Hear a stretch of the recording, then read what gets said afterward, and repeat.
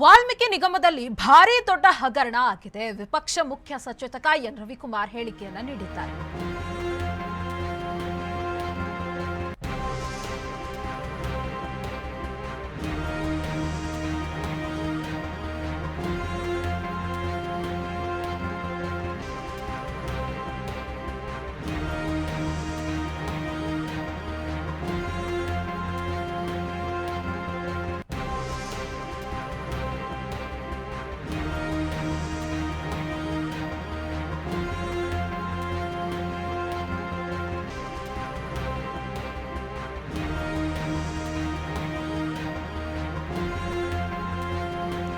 ವಾಲ್ಮೀಕಿ ನಿಗಮದಲ್ಲಿ ಭಾರೀ ದೊಡ್ಡ ಹಗರಣ ಆಗಿದೆ.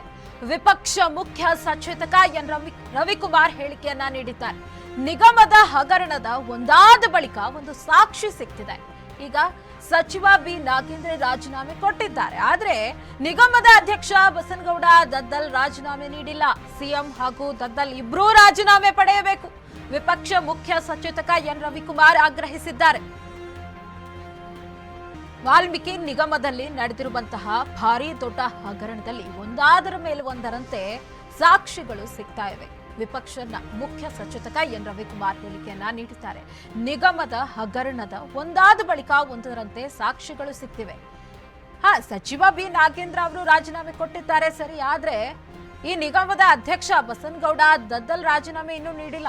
ಅವರು ಸಹ ರಾಜೀನಾಮೆ ನೀಡಬೇಕಲ್ವಾ? ಹಾಗಾಗಿ ಇಲ್ಲಿ 87 ಕೋಟಿಯ ಅವ್ಯವಹಾರ ಅಂತಂದ್ರೆ ಸಿಎಂ ಕೂಡ ಇದರಲ್ಲಿ ಭಾಗಿಯಾಗಿರ್ತಾರೆ. ಸಿಎಂ ಆಗಿರಬಹುದು, ನಿಗಮದ ಅಧ್ಯಕ್ಷ ಬಸನಗೌಡ ದದ್ದಲ್ ಆಗಿರಬಹುದು, ಇಬ್ರು ಕೂಡ ರಾಜೀನಾಮೆ ಕೊಡಲೇಬೇಕು. ವಿಪಕ್ಷ ಮುಖ್ಯ ಸಚೇತಕ ಬೆಂಗಳೂರಿನಲ್ಲಿ ಎನ್ ರವಿಕುಮಾರ್ ಹೇಳಿದ್ದಾರೆ.